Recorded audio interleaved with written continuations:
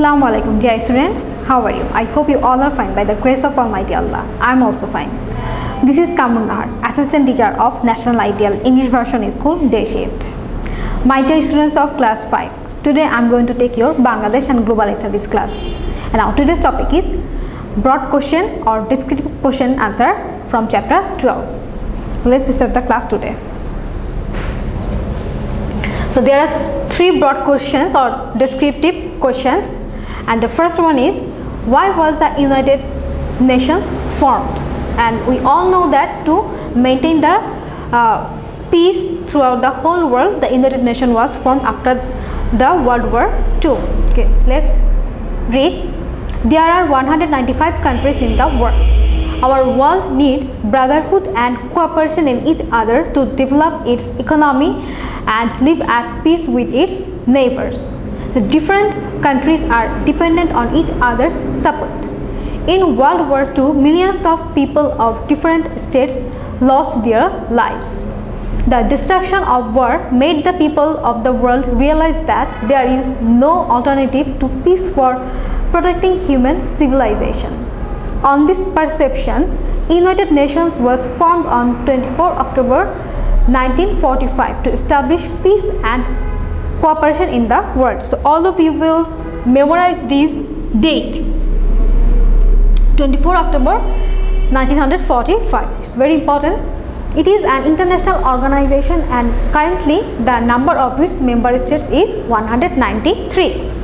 So among the 195 countries, 193 countries are the member of United Nations or UN. And after World War II, it was formed on 24 October 1945. So remember this one. Number 2.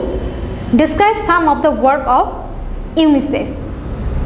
And what does UNICEF stand for? We all know that United Nations International Children's Emergency Fund, and it works for the children. Okay, let's read. UNICEF stands for United Nations International Children's Emergency Fund. And there will be a full stop. UNICEF provides many educational and health programs for children. It works for primary education of children, supply of pure drinking water, sanitary latrines, vaccination, nutrition of mother and children, etc. So this is the work of UNICEF. That means United Nations International Children's Emergency Fund. Now we will go to number 3. Describe the two small countries of the north of Bangladesh in SAARC. So now look, we all know that Nepal and Bhutan is situated in the north of Bangladesh, and they are the member countries of SAARC. Two small countries to the north of Bangladesh in SAARC are Nepal and Bhutan, and these two countries are described below. So now we will start with Nepal. The capital of Nepal is Kathmandu. We all know it, right? The capital of Nepal is Kathmandu, and here the head office of SAARC is located. So in Kathmandu you will find the head office of SAARC. Most of the people of Nepal are of Hindu religion. That means they are the follower of Hindu religion. The country is situated in the Himalayas. It is a landlocked country of South Asia. Almost 66% people are educated, and most of the people earn their livelihood by agriculture. So you can also add some more information which are related to this topic. Now we will go to Bhutan. It is another country in SAARC. The capital of Bhutan is Thimphu.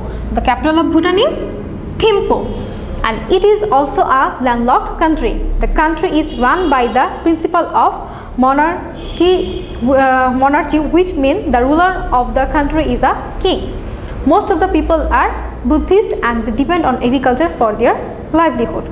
So here most of the people are the follower of Buddhism, that means they are Buddhist, and in Nepal most of the people are the follower of Hindu religion.